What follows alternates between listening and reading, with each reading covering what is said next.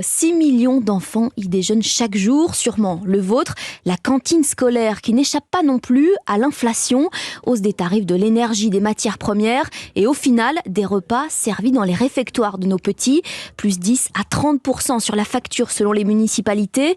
De quoi tracasser les élus face à un dilemme, faire payer les familles ou rogner sur le budget communal. Arthur Pereira nous emmène dans une école près de Tours, en Indre-et-Loire. Tu veux quoi, Marguerite? Des pâtes.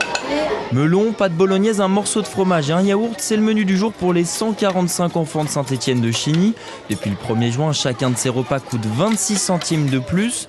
Une augmentation prise en charge par la mairie jusqu'à la fin de l'année scolaire, mais dès septembre, tout change.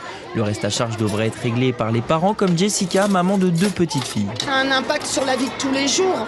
Après, c'est pas violent, mais oui, ça se ressent. Il n'y a pas que la cantine, c'est toute la vie qui augmente en général. Si la cantine, elle s'en mêle en plus, ça va devenir compliqué, quoi. On fera plus attention et en même temps, obligé peut-être de supprimer un plaisir. À 30 mètres du réfectoire, dans son bureau, le maire Régis Salic, lui, fait les comptes. On a des augmentations du prix du bœuf de 15%, du porc de 7%, de la volaille de 15 à 20%. Un ensemble de coûts supplémentaires répercutés directement sur le prix des repas. Si vous avez 3 enfants, ça fait tout de suite 15-16 euros. Sur une année scolaire, c'est un billet de 160 euros. L'élu justifie cette augmentation par le contexte actuel. La guerre en Ukraine d'un côté, puis en fait, il y a toute une filière de produits ukrainiens qui n'arrivent plus. Après, on a les soucis volailles et autres avec la grippe aviaire. Une chaîne de production entièrement bousculée. Pour le maire, une nouvelle augmentation est même possible dès l'année prochaine. Le reportage d'Arthur Pereira à Saint-Étienne de Chigny pour Europe 1.